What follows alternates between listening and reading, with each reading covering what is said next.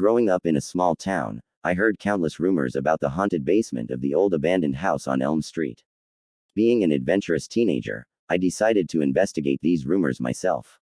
Armed with nothing but a flashlight and my own curiosity, I decided to venture into the ominous haunted basement one fateful night. As I approached the house, a chill ran down my spine. The once grand structure now stood dilapidated and covered in ivy, giving it an eerie presence. The front door creaked ominously as I pushed it open, revealing a hallway that seemed to stretch endlessly into the darkness. Taking a deep breath, I cautiously stepped inside, the faint beam from my flashlight illuminating my path. The air felt heavy and suffocating, as if it were permeated with the stale secrets of the house. I could hear the faint sound of dripping water echoing from somewhere deep within. Making my way through the decrepit rooms, I could feel a growing sense of unease. The walls seemed to whisper with disembodied voices, and shadows danced along tattered wallpaper. Each step I took echoed through the house, sending shivers down my spine. Finally, I reached the entrance to the basement. As I descended the old wooden stairs, the temperature dropped dramatically, causing my breath to form visible puffs of white vapor in the air. The sound of my footsteps echoed eerily, echoing off the stone walls and fading into the abyss. The basement was bathed in a dim, pale light, filtering in through a small, cracked window near the ceiling. Dust particles danced in the air, illuminated by the beam of my flashlight. What caught my attention, however, were the flickering candles that lined an old wooden table in the center of the room. Summoning my courage, I approached the table cautiously. As I did, a gust of wind blew through the basement, extinguishing all but one of the candles. The room fell into an eerie silence, broken only by a faint rustling sound, like the whispers of forgotten souls. The single remaining candle flickered wildly, casting dancing shadows on the damp, mildew-covered walls. Suddenly, a gust of wind blew it out, plunging the basement into complete darkness. Panic surged through me as I fumbled for my flashlight, desperately trying to illuminate the room once more. In the darkness, I could sense a presence. An oppressive energy clung to the walls, suffocating and malevolent. A sudden cold breeze brushed against my cheek, accompanied by a whisper so faint, it sent shivers down my spine. I stood frozen, my heart pounding in my chest. The voice grew louder, a hollow, disembodied whisper that seemed to come from all directions. It spoke of pain, suffering, and desperation, leaving me to question who or what had met such a tragic fate within these walls. Determined to uncover the truth, I mustered all my courage and called out into the darkness, "Who's there? What happened here?" The only response I received was a chilling silence. Unable to bear the weight of the unknown any longer, I took a step backward, my heart pounding in my chest. The silence was deafening, yet the heavy atmosphere in the basement seemed to grow more suffocating with each passing second. Fear clung to me like a second skin as I tried to steady my trembling hands. Suddenly, a faint whisper pierced through the darkness, so close that it felt as though the words were spoken directly into my ear. "Leave. Leave this place before it consumes you too." My blood ran cold as the words echoed in my mind. Who or what was warning me? Was it the lingering spirit of someone trapped in this forsaken basement, desperate for release? Or was it something far more sinister, lurking in the shadows, toying with my fears? Gathering my wits, I mustered the last ounce of courage within me and made a decision. I would not succumb to the terror that gripped this basement. I would face whatever awaited me, head on, and uncover the secrets that plagued this forsaken place. I retrieved a small vial of holy water from my bag and drew a shaky breath, preparing myself for what lay ahead. With the vial tightly gripped in my hand and my flashlight guiding my path, I pressed forward, determined to confront the unknown. As I ventured deeper into the basement, the darkness seemed to intensify, closing in around me like a suffocating shroud. The air grew colder, chilling me to the bone, and the sensation of being watched became almost unbearable. Then, I heard it, a soft, melodious humming that seemed to echo through the walls. The sound was both hauntingly beautiful and filled with melancholy, as if it carried the pain and sorrow of souls trapped in eternal torment. It seemed to guide me forward, luring me deeper into the abyss. Soon, I arrived at a rusted, iron door that creaked ominously as I pushed it open. Before me stood a sight that chilled me to my very core.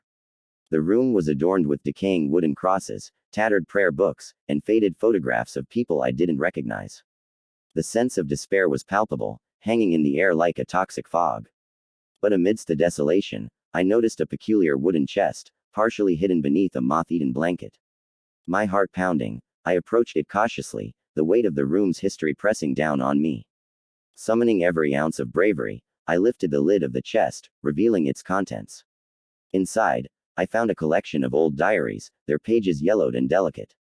It was a treasure trove of forgotten stories, the accounts of previous inhabitants who had lived or perished within these walls. With trembling hands, I opened one of the diaries and began to read.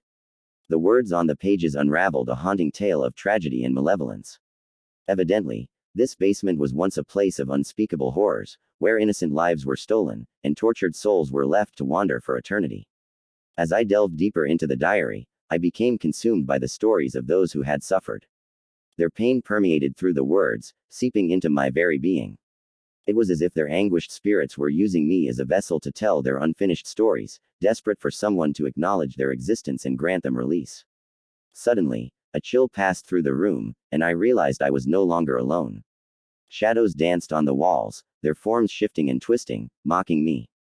The atmosphere grew heavier, and the air became putrid, tinged with the stench of decay. Then, I heard a mournful wail, a chilling cry that pierced through the silence. In the midst of my terror, I felt their agony engulfing me, suffocating me. I fought to maintain my grip on reality, but the spirits within this basement were relentless, determined to drag me down into their realm of eternal suffering. With a surge of desperation, I unleashed the holy water upon the room, sprinkling it on the cursed ground. The air crackled with energy, and the shadows retreated, writhing and dissipating into nothingness. For a moment, there was silence, a hushed calm that hung in the air. Realizing that this was my only chance to escape, I ran towards the exit, my heart pounding in my chest. The once heavy atmosphere began to lift, as if the spirits had begrudgingly accepted my departure. As I climbed the stairs, each step brought me closer to freedom from the horrors that lurked below. Reaching the top, I slammed the basement door shut, gasping for breath. The weight of the experience still clung to me, but I knew that I had survived the haunted basement's clutches. It was a tale I would carry with me, a chilling reminder of the unseen horrors that can haunt even the most mundane of places. I vowed never to enter that basement again, but the echoes of its malevolence remained ingrained in my mind. The haunted diary I had discovered, along with the lingering presence of tortured spirits, constantly reminded me of the dark secret hidden beneath the old house. Months passed, and each night, I found myself haunted by vivid nightmares.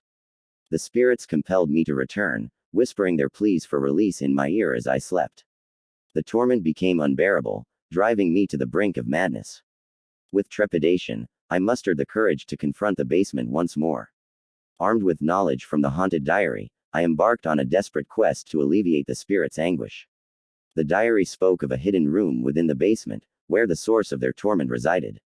Carefully, I followed the instructions detailed in the diary, maneuvering through the dark, labyrinthine passages of the basement. Each step felt like an eternity, the air thick with the presence of unseen terrors. My heart raced, anticipation mingling with fear as I navigated deeper into its depths.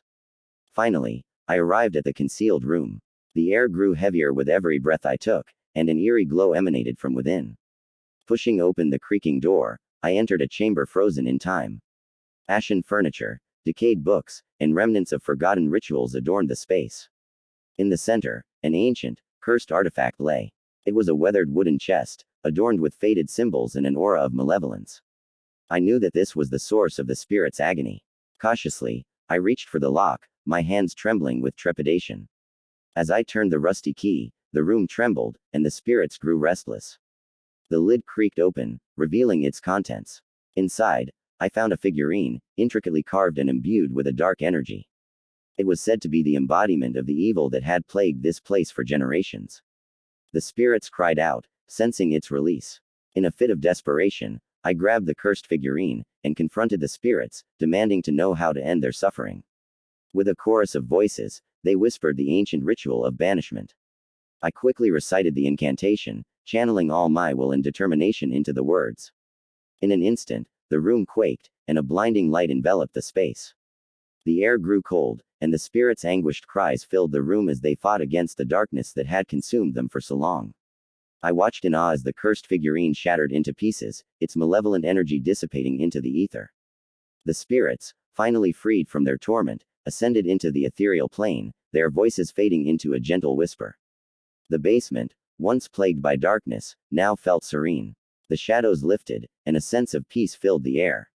The haunted diary lay open on the floor, its pages fluttering as if touched by unseen hands, the story now complete.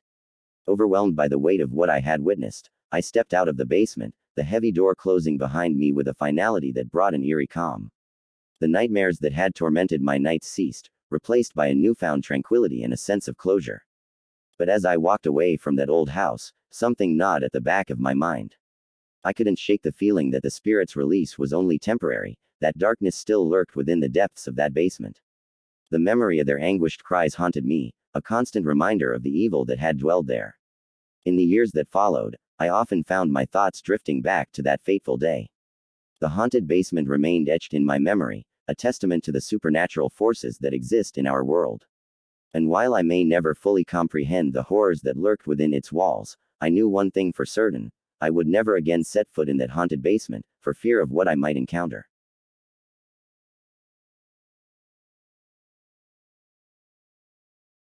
I'll never forget the time I moved into that old Victorian house on Elm Street.